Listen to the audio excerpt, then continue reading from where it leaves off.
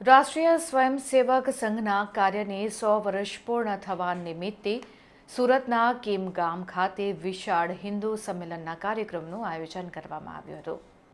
હિન્દુ સમાજની એકતાને નવી ઉર્જા અને જાગૃતિ પ્રદાન કરવા માટે તેમજ સનાતન સંસ્કૃતિ અને સામાજિક સમરસતાના પ્રતીક સ્વરૂપે હિન્દુ સંમેલનનું આયોજન કરવામાં આવ્યું હતું, જેમાં આસપાસના વિસ્તારોમાંથી મોટી સંખ્યામાં સમાજના લોકો હાજર રહ્યા હતા। સંમેલન કાર્યક્રમનું આયોજન થયું છે।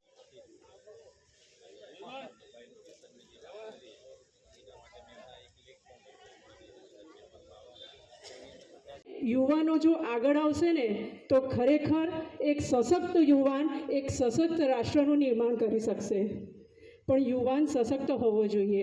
યુવા મિત્રો, વડીલો, માતાઓ, બહેનો અને બાળાઓ,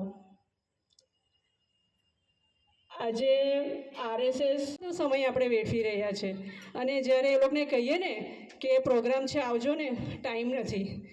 અરે આજના એઆઈના જમાનામાં પણ હિન્દુ સમાજના પ્રતિનિધિ તરીકે આ કાર્યક્રમનું આયોજન કરવામાં આવ્યું છે અને આપ સૌ આ કાર્યક્રમમાં ઉપસ્થિત રહ્યા છો એ બદલ આપ સૌ વર્ષ સેલિબ્રેટ કરી રહ્યું છે અને આજે એટલે 2026 એટલે 101મું વર્ષ ઉજવી રહ્યું છે। એટલે એ નિમિત્તે રાજનભાઈ અને એમની આખી ટીમનો ખૂબ ખૂબ આભાર અને મને 2 મિનિટ બોલવાની તક આપી એ બદલ પણ એમ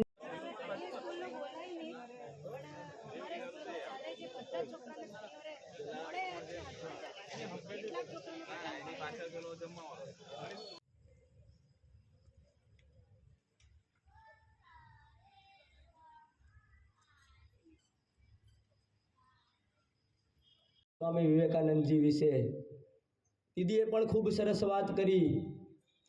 હિન્દુઓને જાગૃત થવાની જરૂર છે। રાજનભાઈએ કરીશ કે આજના કાર્યક્રમને અનુરૂપ પોતાનું સંબોધન આપશે।